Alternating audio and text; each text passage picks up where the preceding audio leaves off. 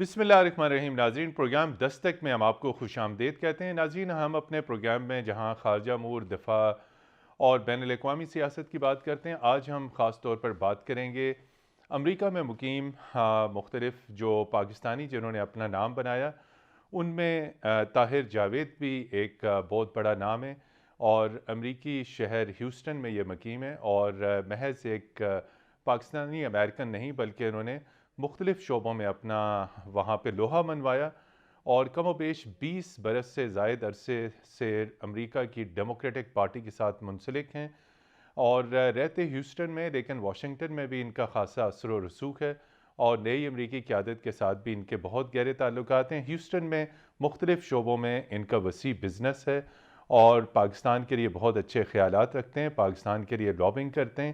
آج ہم ان سے پوچھیں گے ڈیموکریٹک پارٹی جب سے برسر اقتدار آئی ہے اس کی پاکستان کے حوالے سے کیا اپروچ ہے، اور ناظرین اس سے ریلیٹڈ، اس سے جڑے ہوئے تمام تر ایشوز، اور آپ کو یہ بھی بتاتے جائیں کہ طاہر جاوید صاحب وزیر اعظم عمران خان صاحب کے بھی انتہائی قریبی دوست ہیں، اگرچہ کہ ان کا پی ٹی آئی سے کوئی تعلق نہیں ہے لیکن وزیر اعظم کے قریبی دوستوں میں سے ہیں۔ اس حوالے سے پاکستان سے ریلیٹڈ جو ایشوز ہوں گے ان سے بھی ہم ان سے ان کے خیالات جاننے کی کوشش کریں گے۔ طاہر جاوید صاحب، جی ٹی وی کے پروگرام دستک میں شمولیت کے لیے آپ نے وقت نکالا، آپ کا بہت شکریہ۔ یہ بتائیے کہ جب سے ڈیموکریٹک پارٹی امریکہ میں برسر اقتدار آئی ہے، جو بائیڈن صاحب نئے صدر بنے ہیں، پاکستان اور امریکہ کے تعلقات، جب بھی ہم امریکہ میں واشنگٹن میں کوئی سیاسی تبدیلی دیکھتے ہیں تو ہمارے دل یقینی طور پہ پاکستان کے لیے دھڑکتے ہیں۔ تو آپ پاکستانی امریکن ہیں، یہ بتائیے کہ پاکستان امریکہ تعلقات میں اب ڈیموکریٹک پارٹی کے برسر اقتدار آنے کے بعد آپ کوئی بہتری مزید دیکھ رہے ہیں؟ Well, first of all, thank you for having me. G absolutely it's a new opportunity. پچھلا جو دور تھا 4 سال کا، اس کے اندر کوئی بھی جو سچویشن تھی وہ کائنڈ آف chaos. اس میں آپ نے کوئی ایسا gradually step by step achievements نہیں ہو رہی تھی ریلیشن شپ میں۔ ایک دن آپ کلوز فرینڈ ہیں تو پھر 6 مہینے کے لیے آپ کا پتہ ہی نہیں کہ آپ کدھر ہیں۔ اب یہ ہے کہ کم از کم ہم نے یہ جو نیا سٹارٹ ہے، نئی ایڈمنسٹریشن ہے، اس کے ساتھ پاکستان امریکہ کی جو ریلیشن شپ کی آپ پرٹیکولرلی بات کر رہے ہیں، تو ہم اسی جگہ سے بلڈ کریں گے انشاءاللہ موونگ فارورڈ۔ کہ آپ کو یاد ہوگا کہ کووڈ سے پہلے 2 امریکی سینیٹرز یہاں پہ آئے، اور انہوں نے ڈیٹیلڈ کشمیر کے بارڈر تک گئے، انڈیا میں بھی گئے، انڈیا کی سائڈ پہ بھی ریکویسٹ کی کہ کشمیر میں ان کو لے کے جائے۔ پھر یہاں پہ تمام لیڈرشپ سے ملاقاتیں کی، اور اس کے بعد ایک بہت اچھا امیج لے کر کے، ایک بہت اچھا امپریشن اور خیر سگالی کے جو ایک کہہ لیں کہ جذبات لے کر کے یہ جب امریکہ گئے ہیں تو ان لوگوں نے، اچھا دونوں ڈیموکریٹس ہیں، تو وہاں پہ انہوں نے اپنے جو فیلو ڈیموکریٹس جو تھے سینیٹرز، ان کو جو بریفنگز دیں، تو آج میں آپ کو یہ بڑے واضح الفاظ میں بتاؤں کہ بھی ڈیموکریٹ سائڈ کی جو سینٹ ہے، they are kind of looking at Pakistan that Pakistan is reliable, Pakistan کے ساتھ بات ہو سکتی ہے، پاکستان کے ساتھ آگے بڑھنے کے لیے بہت ساری چیزوں پہ کام ہو سکتا ہے۔ This is the thinking in the Senate. اب اگر ہاؤس میں اگر آپ جا کر کے دیکھتے ہیں تو ہاؤس میں بھی ہمارے بہت سارے ایسے کانگریس مین ہیں جو پاکستان کو اپنا دوست سمجھتے ہیں، اور بگ میجورٹی جو ہے وہ پاکستان کے ساتھ مل کر کے، چونکہ سب لوگوں کو اس خطے کے اندر امن چاہیے۔ جی اچھا، اس میں یہ بتائیے کہ آپ نے جس طرح کہا سب لوگوں کو مل کر اس خطے میں امن چاہیے، ابھی ہم نے ریسنٹلی دیکھا کہ نئے امریکی وزیر دفاع جنرل ریٹائرڈ آسٹن، انہوں نے جنوبی ایشیا کا دورہ کیا تو ہندوستان کا دورہ کیا۔ اب ڈیموکریٹس کے آتے ہوئے بھی ہم دیکھ رہے ہیں کہ مسلسل ہندوستان کی سرپرستی کی جا رہی ہے اور پاکستان کو نظر انداز کیا جا رہا ہے۔ اور اس سے پہلے ہم نے دیکھا کہ کشمیر کے بارے میں جب امریکہ میں ذکر ہوا تو کشمیر کا انہوں نے اسے انڈیا کا پارٹ قرار دے دیا، اگرچہ کے بعد میں انہوں نے وضاحت کی، معذرت کی، لیکن وضاحت بہت دیر تک۔ آخر کیا وجہ ہے کہ جب بھی چاہے ریپبلکنز ہیں، ڈیموکریٹس ہیں، جھکاؤ واشنگٹن کا ہندوستان کی طرف ہوتا ہے؟ میں یہ نہیں سمجھتا کہ ہر وقت کچھ اس طرح کی چیز ہو کہ جرنلائز کیا جائے اس چیز کو۔ اوکیجنلی سرٹن پیپل سے سرٹن تھنگس جس کے اندر آپ جیسے جو کہہ لیں کہ اینالسٹ جو باقاعدہ آپریشن کرتے ہیں سب بیانات کا، تو وہ اس کے اندر ٹیکنیکلٹیز کو نکال کر کے اس کے اندر جو پھر ایک بناتے ہیں نیریٹو. میں سمجھتا ہوں کہ پاکستان کی اہمیت کبھی بھی امریکہ کے اندر ختم یا کم نہیں ہوتی, جتنے مرضی انڈیا کے وہ دورے کرتے چاہے جتنی سیاسی تبدیلیاں ہو جائیں. جتنے دیکھیں پاکستان افغانستان اور انڈیا کے درمیان میں, چائنا اور ایران کے درمیان میں موجود ہے. افغانستان, ایران, چائنا, انڈیا, ان میں سے کسی بھی ملک کو امریکہ لائٹلی نہیں لیتا, اور Pakistan is right in the middle of it. تو پاکستان ایک اپنی اسٹریٹجک اہمیت ہے. اچھا, اور پھر پاکستان کے اندر ایک ہسٹری ہے. پاکستان ایک امریکہ کا الائے ہے اور تھک اینڈ تھن کے اندر ان کے ساتھ کھڑا ہوا ہے. ہاں, میں یہ ضرور کہوں گا کہ جو چیزیں ڈاؤن ہوئی ہیں وہ ٹریڈ ہے. اس وقت ہم ٹریڈ میں بہت لو, کچھ کووڈ بھی ہے لیکن بہرحال اس میں, اور اس کے بعد اگر کوئی آپ کی کمیونیکیشن کم ہے نا, تو اس میں سے یہ اندازہ نہیں لگانا چاہیے کہ ریلیشن شپ کم ہو گیا. اس پہ یہ اندازہ کیوں نہ لگائیں ہم کہ ڈسٹربنس کم ہو گئی, جس کی وجہ سے شاید کمیونیکیشن کی اتنی ضرورت نہیں ہے. جی, آپ نے امریکی سینٹ اور ایوان نمائندگان یعنی ہاؤس آف ریپرزنٹیٹیوز کا ذکر کیا. جولائی 2019 میں جب وزیر اعظم عمران خان واشنگٹن کے دورے پہ تھے, تو آپ نے کانگریس میں اسپیشلی ان کی جو میٹنگز تھی ان کا آپ نے اہتمام کیا, اور اس میں آپ کا بڑا کلیدی کردار تھا. لیکن ابھی ہم دیکھتے ہیں کہ جب بھی ہم کانگریس پہ نظر ڈالتے ہیں, جتنے وہاں پہ کانگریس مین ہیں ان کے ساتھ انٹرن, ریسرچر, سٹاف میں ڈائریکٹر, سٹاف, وہ سارے کا سارا انڈین ہے. تو یہ کیا وجہ ہے کہ ہمارے پاکستانی کیوں نہیں ان پوزیشنز پہ پہنچتے, کیوں نہیں اسٹیٹ ڈپارٹمنٹ میں آتے, کیوں نہیں وائٹ ہاؤس میں آتے, کیوں نہیں کانگریس پہ پہنچ پاتے, پرٹیکولرلی ینگسٹرز؟ اچھا, یہ بہت آپ نے انتہائی اہم سوال کیا ہے. یہ ایک ڈلما ہے, اور اس کے اندر سمجھنے کے لیے آپ کو میں بتاؤں کہ کلچرل پرابلم ہے. یہ ہمارا کلچرل پرابلم ہے. ہمارے بچے جو ہیں نا, ہمارے جو پیرنٹس ہیں, میجورٹی آف دیم وہ جو پڑھے لکھے ہیں, جو ڈاکٹرز ہیں, وہ اپنے بچوں کو بھی ڈاکٹر بنانا چاہتے ہیں. جو انجینئرز ہیں ان کو انجینئر, میں بزنس مین ہوں تو اس طرح کے لوگ اپنے بچوں کو, میرا بزنس کون سنبھالے گا. اچھا, اب انڈیا کے اندر ایک ریسرچ کا رجحان ویسے ہی انڈیا میں بھی ہمارے سے زیادہ ہے.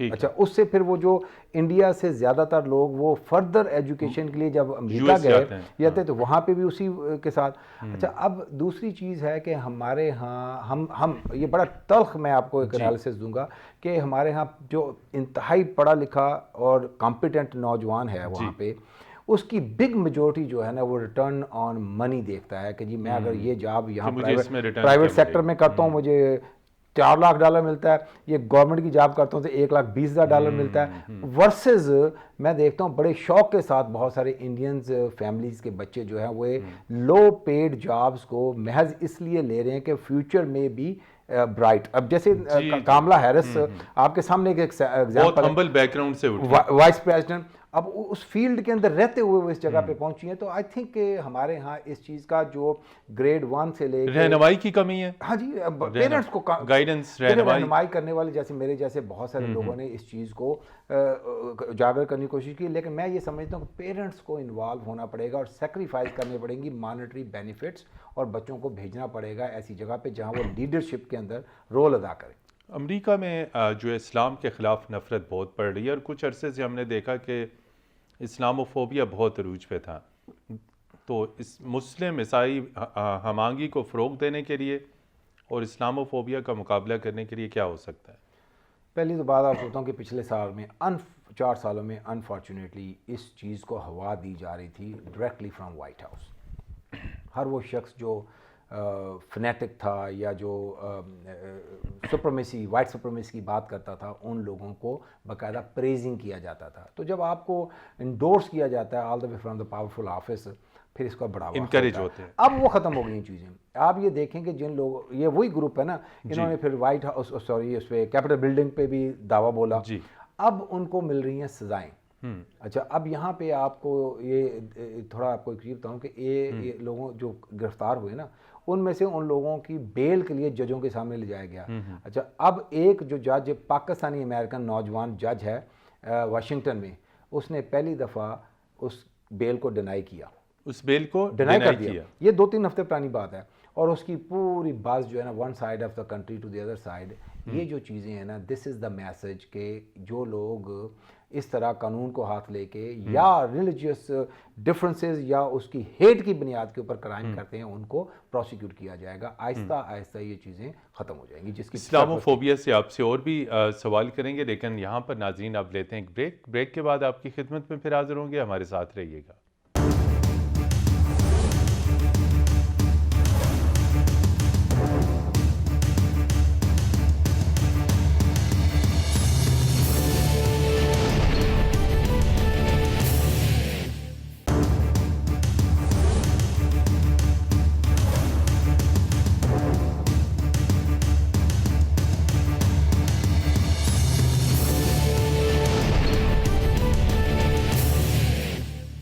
جی ناظرین, پروگرام دستک میں ایک مرتبہ پھر خوش آمدید, اور ہمارے ساتھ شریک گفتگو ہیں امریکہ میں ڈیموکریٹک پارٹی کے سینئر رہنما طاہر جاوید صاحب. طاہر جاوید صاحب, عیسائی مسلم ہم آہنگی کو فروغ دینے کے لیے آپ نے تو کچھ تو یہ بتایا کہ کچھ پچھلے دور حکومت میں, یعنی ٹرمپ کے دور حکومت میں آفیشلی جو ان کے ریمارکس آئے, جو ان کی پالیسیز تھی, اس سے وہاں پہ وائٹ انتہا پسندی کو بہت فروغ ملا, اور خاص طور پر مسلمانوں کے خلاف نفرت انگیز جذبات, ریمارکس, پوسٹرز, ریلیز یہ پہلی دفعہ نکلی. اور کیا وہاں پر ایکشن لیے جا سکتے ہیں جس سے اسلام کا اصل تشخص امریکہ کے اندر بحال ہو سکے کہ اسلام تو ہم آہنگی کا مذہب ہے, اسلام تو محبت اور اخوت کا مذہب ہے؟ جی دیکھیں, ایک پریزیڈنٹ صاحب جب الیکٹ ہوئے تو انہوں نے وعدہ کیا تھا اپنے الیکشن, جو بائیڈن کی بات کر رہے ہیں, جی اپنے الیکشن کیمپین میں, کہ میں جو اسلام اور جو مسلم بین تھا اس کو میں پہلے دن اٹھا دوں گا. اور وہ انہوں نے کیا, پہلے دن ہوا, بلکہ پہلے گھنٹے میں ہوا. اچھا, اب یہ ایک آپ کہہ لیں کہ اس کی سمبالک ویلیو تو موجود ہے نا اس چیز کی, کہ یعنی powerful, the most powerful office is encouraging کہ جی اسلام کو آپ یعنی ڈفرینشیٹ نہیں کیا جا سکتا, لوگوں کا رائٹ ہے جو. اچھا, اب یہاں سے چلنے کے بعد میں فردر آپ کو یہ بتاؤں کہ پریزیڈنٹ بائیڈن جو ہے انہوں نے قرآن کا باقاعدہ مطالعہ کیا ہوا ہے. انہوں نے بڑا لمبا عرصہ ایک مسلم یعنی اپنا ایک اسٹیفر رکھا ہوتا تھا. اور پریزیڈنٹ صاحب, آپ کو ایک میں اور بات بتاؤں کہ 1 سال 2 سال نہیں, کئی سال اپنی لنچ بریک اس ینگ لڑکے کے ساتھ مسلمان کے ساتھ لیتے تھے, اور اس سے باتیں کرتے تھے, ڈائلاگ ہوتا تھا, پوری ایجوکیشن. تو آپ اگر ان کے ساتھ کبھی بیٹھے نا تو وہ آپ کو میرے اور آپ سے زیادہ اسلام کا بتا سکتے ہیں. ڈیپ انڈرسٹینڈنگ ہے. تو اس چیز کو ان کے بیانات میں بھی آپ دیکھتے ہیں, ڈسکشن میں بھی دیکھتے ہیں, ان کے ایکشنز میں بھی دیکھتے ہیں.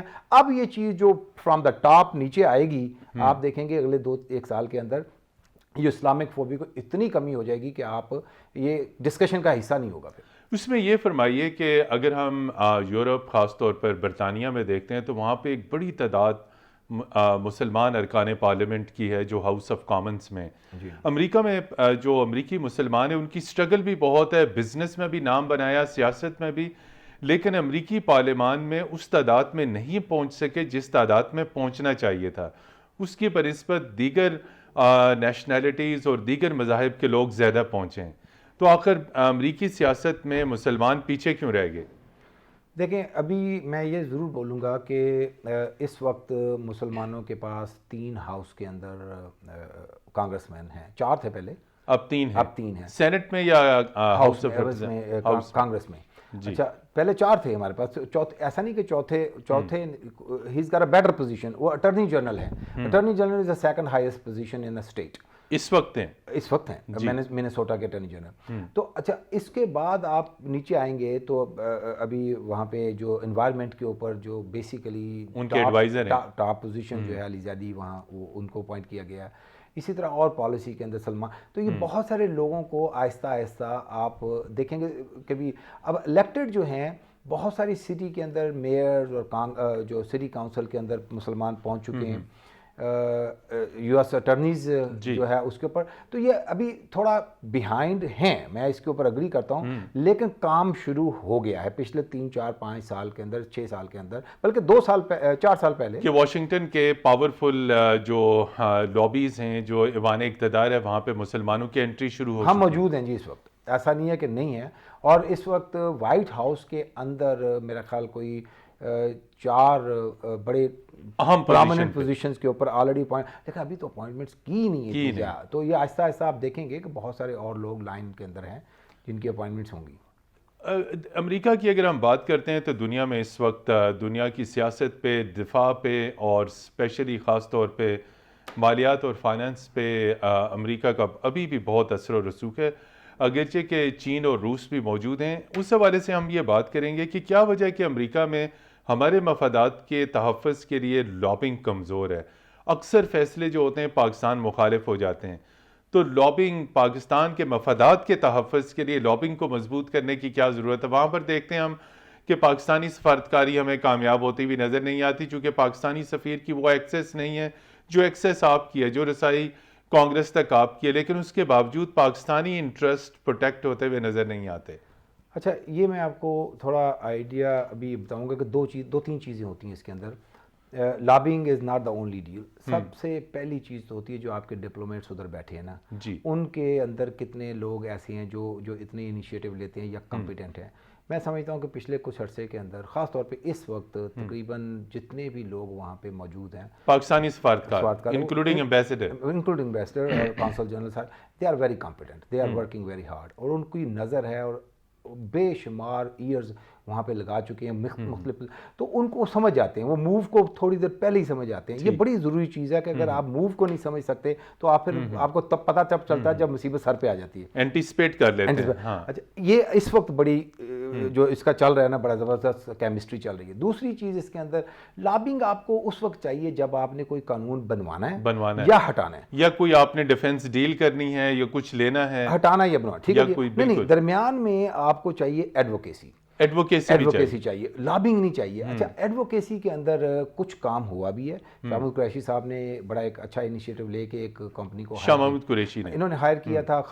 دیکھیں, جب خان صاحب وہاں گئے تھے تو آپ جو اتنے زیادہ آرٹیکلز لکھے گئے, آج تک ہسٹری کے اندر کوئی پاکستانی ہیڈ آف اسٹیٹ کے اوپر, کچھ تو ان کی پرسنالٹی, جی بالکل, لیکن پھر اس کے بعد انہوں نے کام کیے ہیں. ایسا نہیں ہے کہ آپ نیو یارک ٹائمز یا واشنگٹن پوسٹ میں آپ کے اوپر آرٹیکل لکھا جاتا ہے, اس کے اندر بڑا محنت لگتی ہے, بڑی محنت ہوتی ہے اور بیرٹ پہ چھپتا ہے. تو یہ بڑی چیزیں ہوئی بھی ہیں, میں نہیں سمجھتا کم ہیں, کافی ہوئی ہیں, لیکن انف نہیں ہے. اس کو مزید آگے کرنے کی ضرورت ہے. پھر کمیونٹی کی جو اونرشپ ہے, میرے جیسے لوگ, اس کی بھی بہت کمی ہے. ہم دیکھتے ہیں گھوم گھما کے 30-35-40 لوگ ہیں, 400-500-1000 لوگوں کو یہ کمیونٹی کی طرف سے اونرشپ. اس میں یہ فردر بتاتا چلوں کہ یہ جو ایک کام شاید آپ اس چیز کو اس طرح دیکھیں نہیں, اوورسیز پاکستانی کی جو منسٹری ہے زلفی بخاری صاحب, he is working very hard, he is connected with God knows maybe 10-15,000 people, اور وہ سب کے ساتھ ٹائم لگاتے ہیں, پتہ نہیں کتنے گھنٹے واٹس ایپ اور یہ. تو یہ چیزیں فرق, لوگ اونرشپ لے رہے ہیں کیونکہ ان کو رسپیکٹ مل رہی ہے, ان کی کمیونیکیشن ہو رہی ہے, اور یہ چیز آگے بڑھ رہی ہے. ایک چیز طاہر جاوید صاحب یہ بتائیے کہ آپ جیسے انفلوئنشل جو اوریجنلی تو آپ امریکن ہیں, of Pakistani origin, Pakistani embassy اور ڈپلومیٹس کا ذکر کیا, وہ ہمیشہ جو اصل چیز ہے کہ پاکستانی کمیونٹی لیڈرز کو ساتھ لے کے چلے اور پاکستان کے مفادات کی پروٹیکشن کرے. آپ کیسے سمجھتے ہیں کہ وہاں پر جو پاکستان کا ڈپلومیٹک مشن ہے, ایمبیسی ہے, ایمبیسڈر ہیں, وہ پاکستان کے جو باثر آپ جیسے رہنمائیں ان کو کانفیڈنس میں لیتے ہیں کسی بھی بڑے انیشیٹو کے حوالے سے؟ دیکھیں, اس میں ایک کچھ لمیٹیشنز بھی ہیں کہ ڈائریکٹلی ہم ان کے ساتھ اتنا انٹریکٹ نہیں کر سکتے چونکہ بیکاز آف لوکل لاز. اب میرے جیسا ایک بندہ جو ڈائریکٹلی پالیٹکس میں انوالو ہے, تو وہ ان کو, لیکن ہم کیجولی جب ملتے ہیں تو بہت ساری ہماری ایڈوائس دیتے ہیں, رہنمائی کرتے ہیں. I don't think I have a capacity to advise him. Discussion کرتے ہیں, مشاورت تو اس کو ایک میرا خیال ہے کہ اپنے طور پہ جو ایمبیسڈر صاحب ہیں, یا کچھ ایمبیسڈر ایسے بھی آتے رہے ہیں جو ڈی سی سے باہر نکلتے نہیں تھے, لیکن کووڈ کے اندر تو تھوڑی حالات ہو گئے, لیکن اس سے پہلے فریکوینٹلی انہوں نے دورے وورے کرتے ہیں. اچھا, یہی ہوتا ہے نا کہ آپ کمیونٹی کے پاس جائیں, ان کو رسپیکٹ دیں, تو پھر آپ کو وہاں سے فیڈ بیک. تو ایک بڑی اچھی بات ہے, یہ اسد مجید صاحب لوگوں کو کہتے ہیں جی آپ ہماری ہیلپ کریں نہیں کریں, آپ کم از کم اپنے لا میکرز کے ساتھ جڑ جائیں. اب جب ان کے ساتھ جڑیں گے ہماری ہیلپ خود بخود ہو جائے گی. تو یہ ایک بڑا ان کا ایک گائیڈنس ہے ان کی لوگوں کے ساتھ, اور لوگ لگتے بھی ہیں, کر بھی رہے ہیں.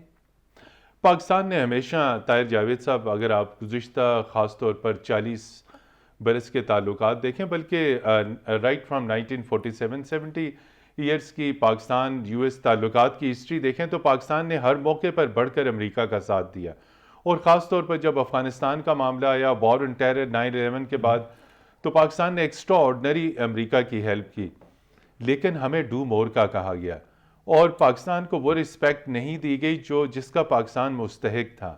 افغانستان اور دہشت گردی کے نام پر پاکستان کو بھی انتقام کا نشانہ بنایا گیا، پابندیاں لگائی گئیں، دھمکی آمیز بیانات دیے گئے۔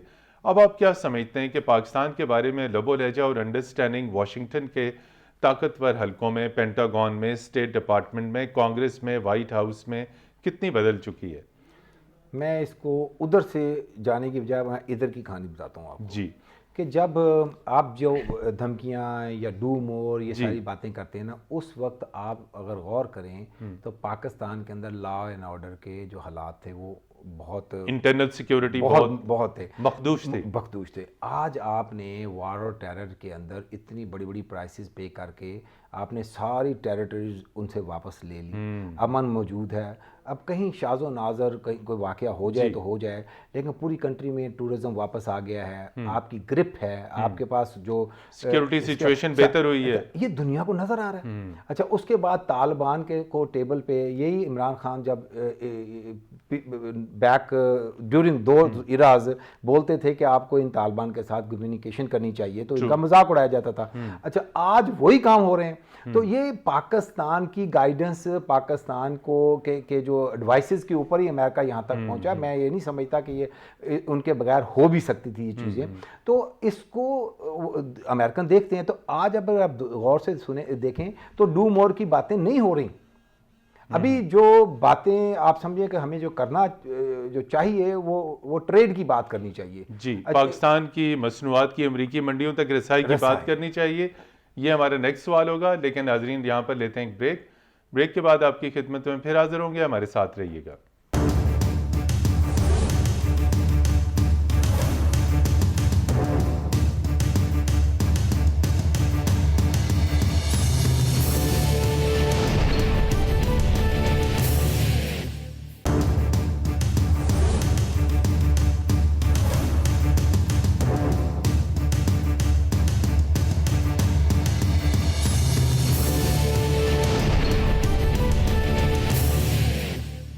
جی ناظرین، پروگرام دستک میں ایک مرتبہ پھر خوش آمدید، اور ہمارے ساتھ شریک گفتگو ہیں امریکی ڈیموکریٹک پارٹی کے سینئر رہنما طاہر جاوید صاحب۔ پاکستان کو دیگر تمام ایشوز کی طرح پاکستان کی اکانومی کا جو ایشو ہے بڑا گمبھیر ہے، قرضوں تلے ہماری معیشت دبی ہوئی ہے، اور چاہے جو بھی لیڈر ہو، وزیر اعظم ہو، اس سے پہلے بھی جو لیڈرشپ آئی، ہمیشہ نظر امریکہ کی طرف ہوتی ہے، چاہے امریکی انتظامیہ ہو یا IMF ہو، ورلڈ بینک ہو، لیکن ہمیشہ پاکستانی کمیونٹی کے سے وہ اپیل کرتے ہیں کہ پاکستان کو قرضوں سے نجات کے لیے مدد کیجیے اور انویسٹمنٹ پاکستان کے اندر کیجیے، زر مبادلہ لیگل چینلز کے ذریعے پاکستان بھجوائیے۔ یہ بتائیے کہ امریکہ میں جو کاروباری پاکستانی شخصیات ہیں، پاکستان کو مالی بحران سے نکالنے کے لیے کیا کر سکتی ہیں؟ کوئی اسٹریٹجی ہے؟ چونکہ آپ بھی اتنا ہی کنسرن ہے جتنی پاکستان کی لیڈرشپ ہے۔ دیکھیں، دو تین چیزیں میں آپ یہاں پہ ایک سب سے پہلی بات جو امریکہ کے اندر پاکستان کے اندر ہمیں سمجھنے کی اور اس کے اوپر کام کرنے کی، کہ 25% of consumption of all the goods are being produced وہ امریکہ ہے۔ جی، اچھا، اب امریکہ آپ پاکستانی مصنوعات، نہیں، ساری دنیا کی مصنوعات، جی، تو جب کچھ بھی دنیا میں جو چار چیزیں اس کا 25% امریکی منڈی ہے، ٹھیک ہے۔ امریکہ کو آپ نگلیکٹ نہیں کر سکتے اگر آپ نے اپنی اکانومی، اپنی انڈسٹری، اپنی ایکسپورٹ کو بڑھانا ہے۔ تو ہم اپنی مصنوعات امریکی منڈیوں تک کیسے یقینی بنا سکتے ہیں؟ اس کے لیے جو ہم یعنی پاکستانی امریکنز یا امریکہ میں رہتے ہوئے جو کچھ لوگ انفلوئنس کر سکتے ہیں، اس کے اندر امریکہ کو کوئی پاکستان کے لیے ایک ریلیف کہہ لیں یا کچھ ایڈوانٹیج دینے کی ضرورت ہے۔ اس وقت پاکستان نے کئی سالوں سے وار اور ٹیرر کے اوپر پرائز پے کی ہے، جی، بہت ہیوی پرائز پے کی ہے، بالکل، اور پاکستان کا انفراسٹرکچر اس میں اندر یوز ہو گیا ہے، معیشت تباہ ہو گئی ہے۔ تو یہ ڈسکشن آج آپ بلیو می امریکن سینٹ کے اندر فریکوینٹلی ہو رہی ہے کہ جی ہم اگر آج اس چیز کو، پہلے بھی ہم نے نگلیکٹ کیا، اگر آج اس چیز کو نہیں کرتے تو 10 یا 15 سال کے بعد ہمیں بڑی پرائز پے کرنی پڑے گی۔ تو یہ ڈسکشن جو ہے یہ آہستہ آہستہ یہ کمیونیکیشن کنورٹ ہو جائے گی کسی بل کے اندر، اور آپ ویری سون آپ کو یہ پروگرام آج والا واپس دیکھیں گے کہ جی ہم نے آج 4 مہینے پہلے بات جی یہ بات کی کہ یہ جو بل ہے وہ امریکہ میں آپ آتا ہوا دیکھیں گے، میں اس کو آتا ہوا دیکھ رہا ہوں، جس کے اندر پاکستان کو ٹیرف فری کی اپرچونیٹیز دی جائیں گی جی۔ اس کے اندر پھر یہ ہے کہ یہ بٹوین 2 کنٹریز جو یہاں کا جو ہے اپنا ایکسپورٹ ہے امریکہ پاکستان کی ٹورڈز امریکہ، وہ بڑھ جائے گی، اور اس کے اندر بہت سارے ایسے علاقوں میں جہاں پہ انہوں نے وار میں پرائز پے کیا وہاں پہ روزگار بھی بڑھے گا۔ تو یہ چیزیں چل رہی ہیں، ڈسکشنز میں ہیں، 2 سینیٹر یہاں پہ آئے تھے، یہاں بھی یہ گفتگو ہوئی تھی، واپس جا کے بھی ہو رہی ہے، لیکن ٹائم لگے گا آہستہ آہستہ۔ لیکن کہنے کا مطلب چیزیں تب بھی ہوتی نا جب اس کے اوپر پہلے گفتگو شروع ہو جائے، وہ ہو چکی ہے، گفتگو شروع ہو چکی ہے۔ یہ فرمائیے کہ پاکستان اور امریکہ کے درمیان تجارتی تعلقات، تو آپ یہ بتائیے کہ امریکہ کی کتنی انویسٹمنٹ پاکستان کے اندر آ سکتی ہے؟ بہت آ سکتی ہے۔ اس کے اندر کچھ میری کل بھی ایمبیسڈر جو ہماری یہاں پہ ہیں ان سے ڈسکشن ہو رہی تھی، تو میں نے یہی سوال ان سے بھی پوچھا کہ what is the dilemma، ہم کیا، تو کہتی جی سب سے پہلی ابھی تو کرونا چل رہا ہے پہلی بات، دوسری جو ہے وہ کچھ پالیسیز کا تسلسل جو ہے نا، دیکھیں ہمارے ہاں یہ بھی ہے نا کہ جو ایک گورنمنٹ جاتی ہے اور دوسری آتی ہے تو پچھلی پالیسیز جو ہے اس کا چینجز اس میں بڑی فریکوینٹلی، تو یہ ایک تھوڑا سا معاملہ ہے کہ جس میں کم از کم کوئی جب پالیسیز بنتی ہے اس کو 10 سال 15 سال کے لیے اس کو کنٹینیو کیا جائے تو آپ کو انویسٹمنٹ یہاں آنی شروع ہوتی ہے۔ سب سے پہلے تو امن امان تھا، امن امان قائم ہو گیا، اب اس کے بعد وہ دیکھیں جب انویسٹرز پالیسی کی بات کرتا ہے نا تو آپ سمجھ لیں کہ ان کا سٹیپ 1 جو ہے وہ اس کو اوکے ہو چکا ہے۔ سٹیپ 1 ہمیشہ یہ ہوتا تھا کہ امن قائم ہے کہ نہیں، تو ہم نے وہ سٹیپ پورا کر لیا، انشاءاللہ یہ اگلا بھی ہوگا۔ امریکی سرمایہ کاری پاکستان میں آئے گی بھی، ہمیشہ پاکستان کا یہی موقف رہا ہے کہ ہمیں ایڈ کی بجائے ٹریڈ چاہیے۔ دوسرا کچھ فارن پالیسی ایشوز کی طرف آتے ہیں، خطے کی سیکیورٹی جو ہے وہ انتہائی پاکستان کے لیے جسے کہتے ہیں وہ تشویش کی بات ہے۔ کشمیر کا ایشو ہے، ہندوستان کی بڑی اشتعال انگیز پالیسیز رہیں، لائن آف کنٹرول کے اوپر مسلسل گولہ باری اور وہ چیزیں، اگرچہ کہ اب اس میں ایک انڈرسٹینڈنگ ہوئی ہے۔ آپ کیا سمجھتے ہیں ڈیموکریٹک پارٹی کی کیا اپروچ ہے مسئلے کشمیر کے حل کے لیے؟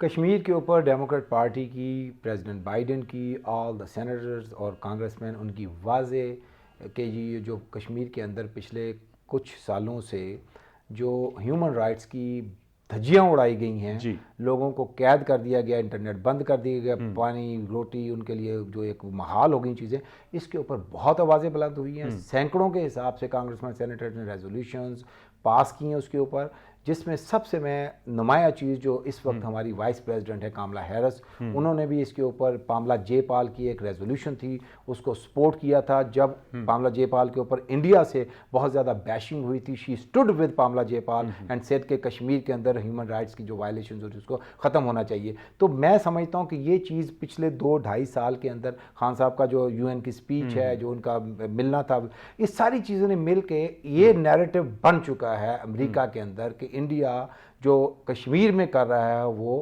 بہت غلط ہے۔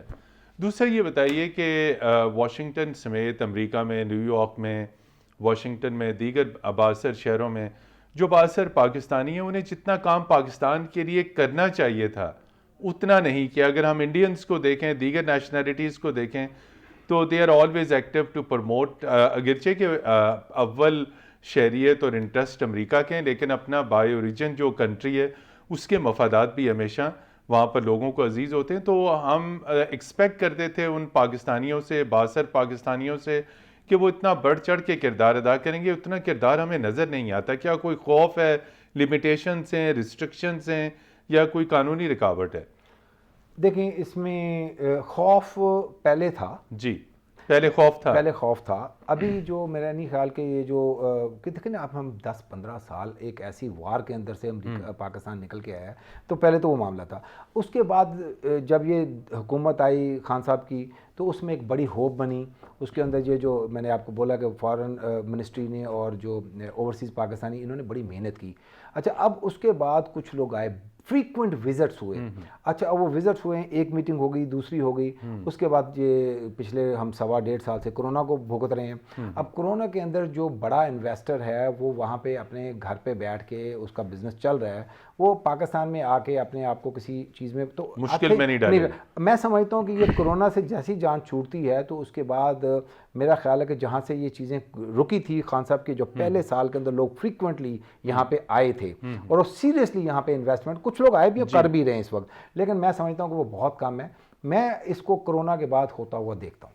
آپ کیا سمجھتے ہیں کہ وے فارورڈ کیا ہے امریکہ اور پاکستان کے تعلقات میں مزید مضبوطی کا, چونکہ پاکستان نے بہت بڑھ چڑھ کے امریکہ کے لیے ہر شعبے میں, خاص طور پر وار اینڈ ٹیرر میں, تو آپ دو طرفہ تعلقات کو مستقبل میں کتنا مضبوط ہوتا ہوا دیکھ رہے ہیں؟ سب سے پہلے جو ہونی چاہیے چیزیں, میں نے کل چیئرمین جو سینٹ ان سے بھی بات کی کہ آپ ڈیلیگیشنز کو لے کر کے آئیں, یہ سینٹ میں کہا آپ 10-5-7 سینیٹرز کو لے کے آئیں, آپ کو وہاں ان سینیٹر سے ملاتے ہیں, پھر ان کو یہاں لائیں گے. میرا ذاتی ایکسپیرینس ہے, جب 2 سینیٹرز یہاں پہ آئے تھے وہ آپ کے ایڈوکیٹ بن گئے وہاں جا کر کے, انہوں نے وہاں جا کے بتایا جی کہ پاکستان بڑی اچھی سٹوری شیئر کی, پلیزنٹ کہتا میرا اتنا زبردست یہاں کا وزٹ رہا ہے, لوگ اچھے ہیں, محبت کرنے والے. تو یہ جب چیزیں بیک اینڈ فورتھ آپ کمیونیکیشن کرتے ہیں تو آپ کی ہر چیز آگے بڑھتی ہے. It's all starts from the communication.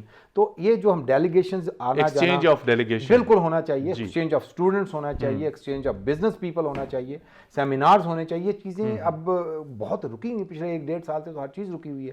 تو جب یہ کھلیں گی چیزیں تو آپ ہر چیز کو چینج ہوتا دیکھیں. جی, امیگریشن اور جاب ویزاز میں آپ کتنی نرمی دیکھ رہے ہیں؟ ہم دیکھتے ہیں کہ انڈیا کی بہت بڑی تعداد ینگسٹرز کی اور ایجوکیٹڈ لاٹ جو ہے اس کو جاب ویزاز دیے جاتے ہیں, اگرچہ کہ پچھلے دور میں یہ چیز بین تھی.